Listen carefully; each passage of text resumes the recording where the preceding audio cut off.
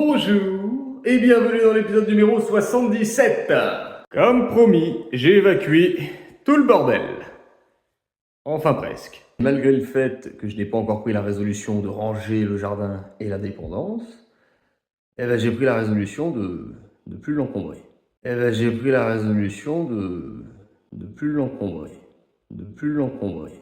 De plus l'encombrer. Non, mais parce qu'en fait, je me suis dit que peut-être le sol pourrait me servir dans la dépendance et faut que j'arrête d'essayer de me justifier. Je suis foutu. Bon. Eh bien, dès ce deuxième épisode, je vous annonce qu'il y a du changement qui s'impose. Pour réaliser cette chambre, j'ai imaginé plusieurs dispositions possibles du futur dressing, du lit et de tout son ameublement. J'avais tout d'abord imaginé quelque chose comme ça, avec le lit contre ce mur, avec une verrière et le dressing qui arrive là. Ici, on a la fenêtre, donc c'est juste là. Ce qui nous donnait un plan à peu près comme ça.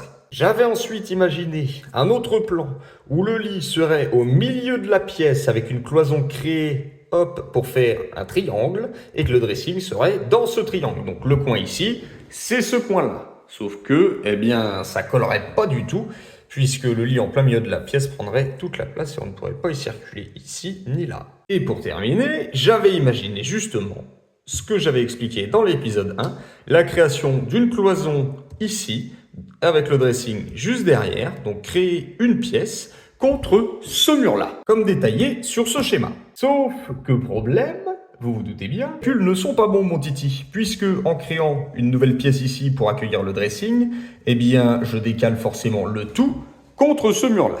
Sauf que problème, si je fais ça, soit je dois rétrécir excessivement le dressing, donc là où on rangera nos vêtements, ou alors je réduis le passage où on doit passer, et je ne me vois pas trop me mettre de profil pour aller chercher mes fringues, surtout à ce niveau-là, puisque avec la longueur du lit, l'épaisseur de la cloison, et si on met tout bout à bout, c'est pas compliqué, le lit n'arrive pas ici, mais il arrive plutôt par là. Et ce qui embête, effectivement, même s'il y a un passage de pied, j'ai pas envie que ce soit la galère pour aller de l'autre côté de la chambre. Et donc, tout ce qui a été imaginé depuis le début pour refaire cette chambre avec la création de la cloison juste ici et tout le tralala, c'est poubelle. Ce qui m'a amené forcément à revoir mes plans et à faire des propositions à madame. Deux options s'offraient à nous. De garder ce mur du fond apparent, en refaisant les peintures, tout ça, mais ça, peu importe, mais de garder ce mur du fond apparent avec le lit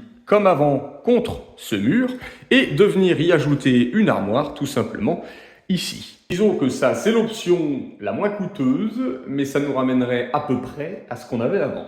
Et la deuxième option, attention, quelque chose de plus probable, de plus excitant, et avec un défi un peu plus intense, ce serait donc de bien coller effectivement le lit contre ce mur, mais de monter le dressing autour du lit. Avec quelque chose qui ressemblerait à peu près à ça.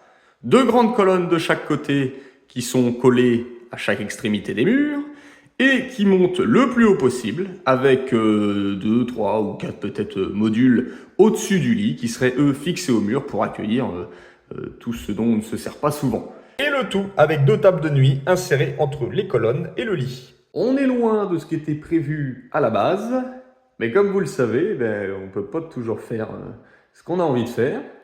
Et là, en l'occurrence, c'est un problème de dimension. Et donc, comme je le disais, la deuxième option reste la plus probable puisqu'on a déjà prospecté avec madame et on aurait trouvé une solution. Voilà concernant les nouveaux plans. Tout ce qui concerne les coloris du meuble, la peinture et tout ça, on en reparlera beaucoup plus tard puisqu'on n'en est pas encore là. Et maintenant, reprenons là où on s'était arrêté à l'épisode précédent. Ce magnifique, entre guillemets, parquet accompagné de sa dalle béton. Le parquet n'est pas spécialement joli, et je pense que même avec un coup de ponçage, on n'arriverait pas à tout rattraper, effectivement, puisqu'il est assez âgé, il y a pas mal de défauts, il n'est pas très droit non plus, et il y a toujours cette partie en béton dont on ne saurait pas quoi faire. Nous avons donc décidé de remettre un sol par-dessus.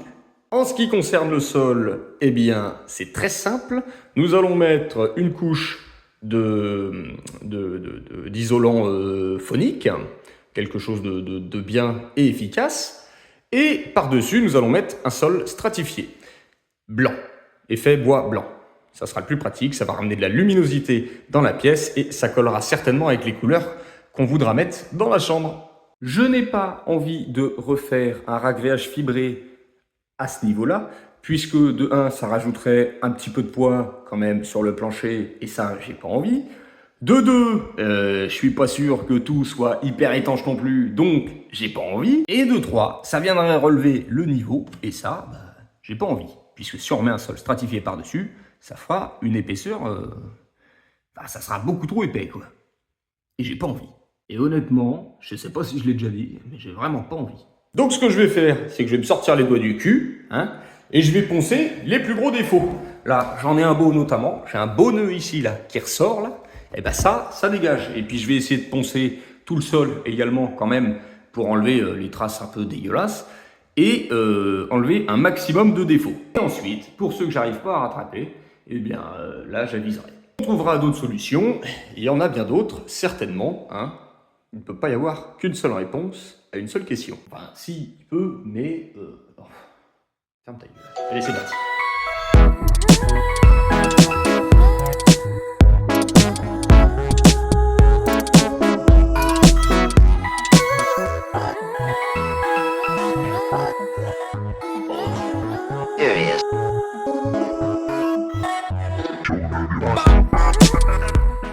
Eh ben tout ça, ça fait de la poussière.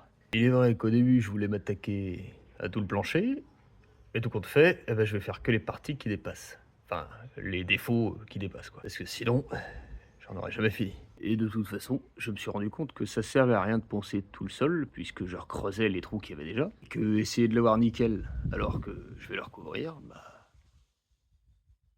c'est comme pisser dans un violon. Remarque, j'ai jamais pissé dans un violon. Est-ce que c'est parce que j'ai pas de violon? Ou est-ce que c'est parce que ça m'est jamais venu à l'esprit? Mais enfin bref, la semaine prochaine, on rebouche tous les trous qu'il y a dans les murs, et ensuite, eh ben, on poncera tout ce qui dépasse des murs cette fois-ci. Moi, je vais aller finir de poncer tous les défauts qui dépassent du sol, et pour vous, eh ben, on se retrouve la semaine prochaine. En vous souhaitant